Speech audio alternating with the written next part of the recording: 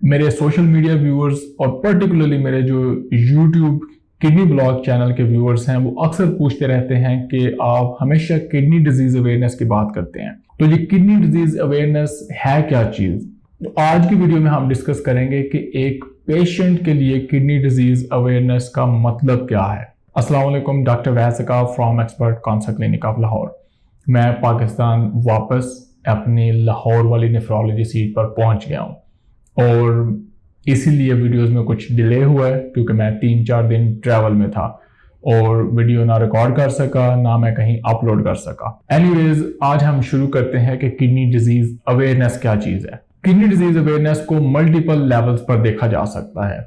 हम शुरू करते हैं ग्लोबल लेवल से, जिस पर के वर्ल्ड लेवल की किडनी ऑर्गेनाइजेशंस डिफरेंट डेज पर सेलिब्रेशन करती रहती हैं, जिसमें से सबसे प्रोमिनेंट है वर्ल्ड किडनी डे। इन ऑर्गेनाइजेशंस और इन सेलिब्रेशंस का मकसद होता है कि हम पूरी दुनिया में किडनी डिजीज अवेयरनेस को फैलाएं। उसके बाद नेशनल लेवल पे किडनी डिजीज अवेयरनेस होती है, जिसमें कि गवर्नमेंट या स्टेट अपना रोल प्ले करती है। फिर आती है हेल्थ केयर लेवल पे कि जो हेल्थ केयर के सारे लोग हैं उनको कितनी किडनी डिजीज अवेयरनेस है, डॉक्टर्स किडनी डिजीज के बारे में कितना जानते हैं, और पैरामेडिकल स्टाफ या जो बाकी हॉस्पिटल क्लिनिक में दूसरे लोग होते हैं उनको किडनी डिजीज का कितना पता है।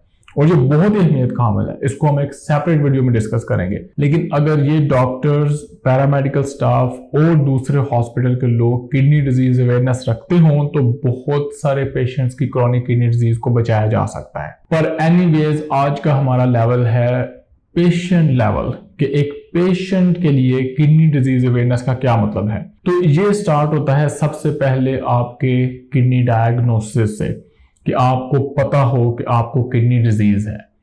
उसके अगले लेवल पे हम चलते हैं कि उसकी एटियोलॉजी पता हो, उसकी वजह पता हो कि आपको किडनी डिजीज क्यों है। जैसा कि मैं डिफरेंट वीडियोस में एक्सप्लेन करता हूं कि जो गुर्दे का मर्ज है वो हमेशा किसी दूसरे मर्ज की वजह से होता है, इसलिए आपको अपने गुर्दे के मर्ज के होने के साथ ये पता होना बहुत जरूरी है कि गुर्दे का मर्ज हुआ क्यों है। फॉर एग्जाम्पल, डायबिटीज की वजह से आपको गुर्दे का मर्ज है या हाई ब्लड प्रेशर ने आपके गुर्दे को डैमेज किया है। उससे अगला लेवल आता है कि आपके गुर्दे के मर्ज की स्टेजिंग क्या है। और गुर्दे के मर्ज की स्टेजेस जो कि 1 से लेके 5 तक जाती हैं। 1 का मतलब है कि गुर्दा बिल्कुल नॉर्मल है और 5 का मतलब है कि आपका गुर्दा मुकम्मल तौर पर फेल हो चुका है। इसके साथ साथ एक चीज होती है प्रोटीन यूरिया, यानी कि आपके यूरिन में प्रोटीन कितना आ रहा है।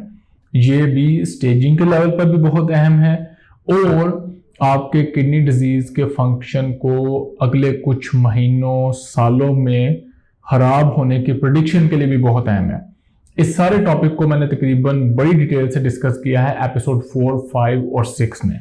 इससे अगला लेवल होता है कि आपको अपने गुर्दे के मर्ज की ट्रेजेक्टरी का पता हो कि ये किस डायरेक्शन में जा रहा है। आपके गुर्दे का मर्ज किस स्पीड से खराबी की तरफ बढ़ रहा है, ये आपके लिए जानना बहुत जरूरी है, क्योंकि इसी की बेसिस पे आपने अपने गुर्दे के मर्ज की मैनेजमेंट को अपने डॉक्टर के साथ मिलकर बेहतर बनाना है और अपने गुर्दे के फंक्शन को ज्यादा से ज्यादा देर तक बचा कर रखना है, ताकि आपको इस जिंदगी में डायलिसिस पर जाने के चांसेस बहुत कम हो जाएं। उसमें बेसिक चीज याद रखने वाली ये है कि हर साल जो एक नॉर्मल इंसान होता है उसके गुर्दे के मर्ज में बहुत ही कम कमी होती है, यानी कि 1 मिलीलीटर पर मिनट।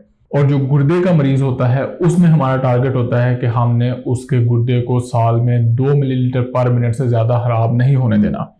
अगर उसके गुर्दे का काम हर साल 2 या 3 से 5 मिलीलीटर पर ईयर तक बिगड़ रहा है तो उसको हम कहते हैं पुअर किडनी डिजीज मैनेजमेंट। और अगर आपके गुर्दे के मर्ज की मैनेजमेंट इतनी पुअर है कि हर साल आपका किडनी फंक्शन 5 मिलीलीटर पर मिनट से भी ज्यादा गिर रहा है तो उसको हम कहते हैं रैपिडली डिक्लाइनिंग किडनी फंक्शन। इस सब को मैनेज करने के लिए, इस ट्रेजेक्टरी को सामने रखने के लिए ये जरूरी है कि आप अपने किडनी डिजीज स्पेशलिस्ट के साथ साल में कम से कम 2 दफा विजिट करें और उस हर विजिट के दौरान जो किडनी डिजीज स्पेशलिस्ट या नेफ्रोलॉजिस्ट है, जैसे कि मैं हूं, उसका काम होता है कि आपका ब्लड टेस्ट करें जिसमें आपका सीरम क्रिएटिनिन और प्रोटीन यूरिया चेक किया जाएगा और वो नेफ्रोलॉजिस्ट आपको ग्राफ बना के देगा कि पिछले साल हमारा GFR इतना था, इस साल या इस 6 महीने के बाद हमारा GFR इतना है। और अगर आपके गुर्दे के मर्ज की मैनेजमेंट अच्छी हो रही है तो इस नंबर को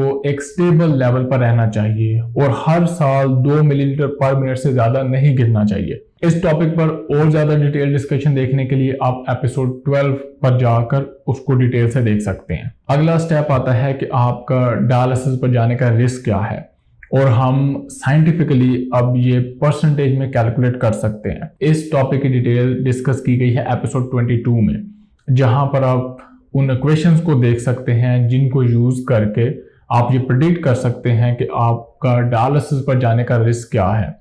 और जैसा कि मैं हमेशा एहतियातन कहता होता हूं कि इस तरह की कैलकुलेशंस और इक्वेशन का यूज आपने अपने डॉक्टर या किडनी डिजीज स्पेशलिस्ट के साथ बैठकर ही करना है, क्योंकि अगर आप खुद करेंगे तो आपको रफ से नंबर तो पता चल जाएंगे, पर एक तो उनकी स्पिरिट कोई नहीं होगी, आपको एक्सप्लेनेशन नहीं मिलेगी, और दूसरा यह है कि आप ना चाहते हुए भी बहुत ज्यादा परेशान हो सकते हैं। किडनी डिजीज अवेयरनेस और अच्छी सीकेडी मैनेजमेंट का एक और बड़ा पार्ट होता है आपका लाइफस्टाइल, यानी कि आपने एक्सरसाइज कितनी करनी है। एवरेज 30 से 45 मिनट मॉडरेट लेवल की एक्टिविटी बहुत जरूरी है। आपने सोना कितना है, 7 से 9 घंटे स्लीप होनी चाहिए। आपने स्मोकिंग नहीं करनी, जो कि डायरेक्टली जाके किडनीज को हर्ट करती है। जिस तरह स्मोकिंग हार्ट अटैक और स्ट्रोक करवाती है, इसी तरह सिगरेट का धुआं किडनीज को भी जाके उतना ही ज्यादा डैमेज करता है। इसी तरह आपको अपनी खुराक के बारे में बहुत ज्यादा पता होना चाहिए, और खाने के बारे में जितनी भी एहतियातें और नंबर्स आपको पता होने चाहिए वो सारे मैंने एपिसोड 13, 14, 15 और 16 में बड़ी डिटेल से एक्सप्लेन किए हुए हैं। फिर हम आ जाते हैं कोमॉर्बिडिटीज पे, यानी कि वो दूसरी कौन सी बीमारियां हैं जो आपके गुर्दे के मर्ज को ज्यादा बढ़ा रही हैं, उनका कंट्रोल होना बहुत जरूरी है, जिनमें आती है diabetes, high blood pressure, heart disease, या इसी तरह की अगर कोई और ऑटोइम्यून डिसऑर्डर है। इस सारी सिचुएशन में जब तक आप इन बीमारियों पर अच्छी ग्रिप नहीं करेंगे, इनके बारे में आपको डिटेल और एहतियातें और मैनेजमेंट पता नहीं होगी, आप अपने गुर्दे के मर्ज की अच्छी मैनेजमेंट कर ही नहीं सकते। ये बीमारियां कैसे गुर्दे का मर्ज करवाती हैं और इन बीमारियों की अच्छी मैनेजमेंट करके कैसे आप अपने गुर्दे के मर्ज की मैनेजमेंट को बेहतर बना सकते हैं, इस पर मैंने मल्टीपल एपिसोड्स की हुई हैं, और ये एपिसोड हैं 17, 18, 19, 20 और 23। इससे नेक्स्ट लेवल पे आपको ये पता होना चाहिए कि गुर्दे के मर्ज की वजह से कुछ ऐसी चीजें नमूदार होती हैं जिनको मैनेज करना भी बहुत जरूरी है, जैसे कि अनीमिया, जिसका मतलब है आप में खून की कमी हो गई है, और एसिडोसिस, जिसका मतलब है कि आपके खून में तेजाबियत ज्यादा हो गई है। ये साइड इफेक्ट हैं या कॉम्प्लिकेशन है किडनी डिजीज के, और ये किडनी डिजीज को और ज्यादा वर्स करते हैं अगर इनको अच्छा ना मैनेज किया जाए। तो इनकी मैनेजमेंट भी होना बहुत जरूरी है, और इनकी डिस्क्रिप्शन आती है एपिसोड 24, 25 और 26 में, जहां आप डिटेल से मालूम कर सकते हैं कि ये क्यों होते हैं और इनकी मैनेजमेंट कैसे की जाती है। एक पेशेंट के लिए अपनी किडनी डिजीज अवेयरनेस का एक बड़ा ही अहम लेवल होता है अपनी अद्वियात का पता होना, कि वो कौन सी दवाइयां किस चीज के लिए यूज कर रहे हैं, कौन सी दवाइयां किडनी के लिए हार्मफुल हैं, और कौन सी अद्वियात जो आजकल अवेलेबल हैं वो किडनी के लिए बेनिफिशियल हैं।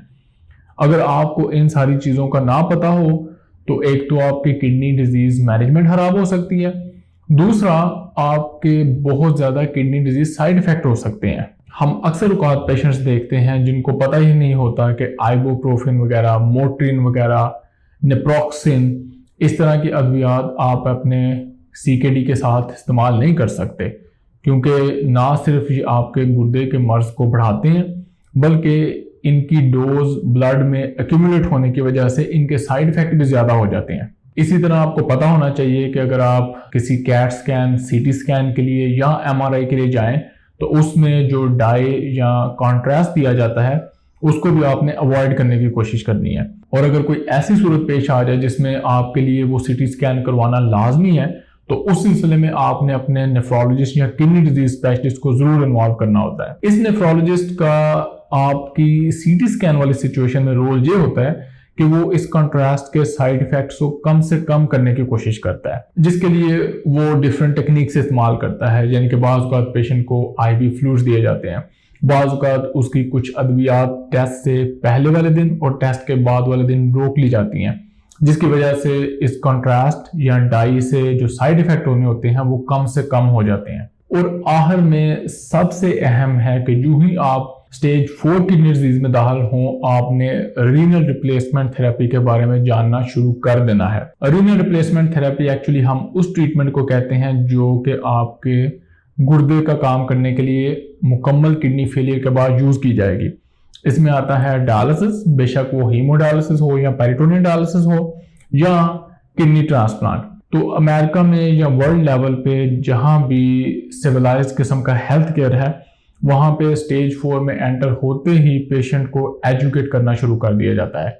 इस एजुकेशन के लिए स्पेशल क्लासेस अरेंज की जाती हैं जिनको हम किडनी स्मार्ट क्लासेस कहते हैं। आप जब इस स्टेज पर पहुंचते हैं कि स्टेज 4 ऑलमोस्ट खत्म होने वाली है और स्टेज 5 शुरू होने वाली है, यानी कि आपका GFR तकरीबन 20 मिलीलीटर पर मिनट पर पहुंच गया है, तो आपका नेफ्रोलॉजिस्ट आपको रीनल रिप्लेसमेंट थेरेपी के लिए तैयार करना शुरू कर देता है। इसमें सबसे पहला स्टेप होता है कि वो आपको एक ट्रांसप्लांट टीम की तरफ रेफर करते हैं, जो कि आपका सारा वर्कअप करके आपको ट्रांसप्लांट लिस्ट पर चढ़ा देते हैं और साथ ही साथ आपको डायलिसिस के लिए भी तैयार किया जाता है। अगर आपकी प्रेफरेंस हीमोडायलिसिस हो तो वो रिकमेंड करते हैं कि आप फिस्टुला बनवा लें, और अगर आपने चूज किया हो कि नहीं मैंने पेरिटोनियल डायलिसिस करवाना है तो उसके लिए नेफ्रोलॉजिस्ट रिकमेंड करता है कि आप पेरिटोनियल डायलिसिस की जो कैथेटर है वो डलवा छोड़ें। उम्मीद यही की जाती है कि अगले कुछ सालों तक आपको डायलिसिस वगैरह की जरूरत नहीं पड़ेगी अगर आप अच्छी किडनी डिजीज मैनेजमेंट करेंगे, पर क्योंकि कोई भी अचानक इवेंट हो सकता है जिसकी वजह से आपका जो बचा खुचा किडनी फंक्शन है सालों की बजाय महीनों में खत्म हो जाए और आपको अचानक डायलिसिस की जरूरत पड़ जाए, इसलिए आपका जो किडनी डिजीज स्पेशलिस्ट है वो आपको डायलिसिस के लिए तैयार करके रखता है, जहनी तौर पर भी और फिजिकली भी। इस सारी वीडियो का मैसेज ये है कि जो किडनी डिजीज मैनेजमेंट है वो एक टीम वर्क है, पेशेंट का अपने डॉक्टर और नेफ्रोलॉजी टीम के साथ मिलके, और जब तक ये सारी टीम अपना काम नहीं करती किडनी डिजीज की मैनेजमेंट बेहतर नहीं हो सकती। तो अगर आप अपनी किडनी डिजीज की मैनेजमेंट को बेहतर लेवल पर करना चाहते हैं तो ये सारी अवेयरनेस, ये जो सारे कॉन्सेप्ट्स हैं, ये जो सारी चीजें हैं, ये आपकी फिंगर टिप्स पर होनी चाहिए।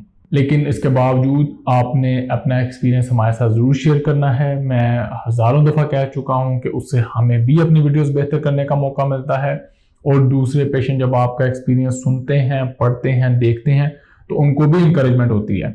हम सब मिलके ही किडनी डिजीज मैनेजमेंट को वर्ल्ड लेवल पे, मुल्क लेवल पे, मोहल्ले के लेवल पे बेहतर कर सकते हैं। मुलाकात होगी अगली वीडियो में। अल्लाह हाफिज।